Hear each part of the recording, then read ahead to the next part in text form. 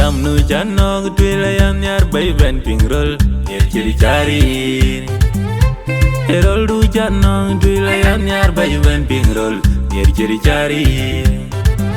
ini jam nu jano gudwila yan yar bay ben pingrol yer chiri chari erol du jano gudwila yan yar bay ben pingrol yer chiri chari inja tagalan yey bay ben pingrol Ichiana changi ilon beni bentingin Bayan yar kuba bendo kegin Etagalan lan yej bayin beni pingrol Ichiana changi ilon beni bentingin Bayan yar kuba bendo kegin Ishala tuajan sura Bayin chak benting kejien ni piandia Ama tuajan sura Bayin chak benting gidian ni piao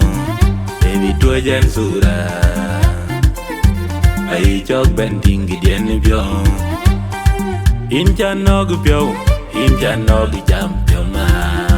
Bayin chak benting gidian ni piao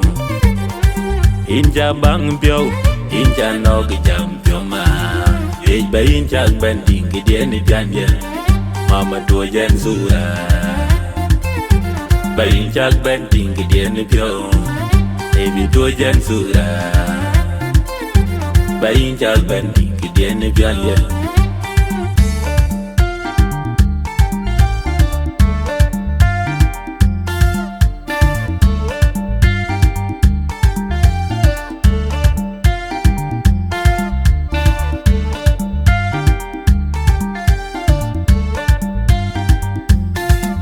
Ini ya ton kuada dun tawin katin dung nombu marien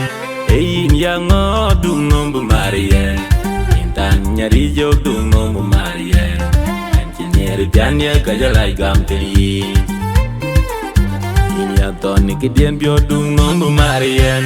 Ein yang ngodung nombu marien Intan nagweni dung nombu marien Engineer pianya kajalai gamteni Tua jan sura Bayin chak benting gidian ni piao Mama tua jan sura Bayin chak benting gidian ni pian dia Tua jan sura Bayin chak benting gidian ni piao Incha no gu piao Incha no gu jam piao ma Kwa ye bayin chak benting gidian ni pian dia Tua jan sura Bayin chak benting gidian ni piao Mama tua jan sura Bayin chak benting gidian ni piao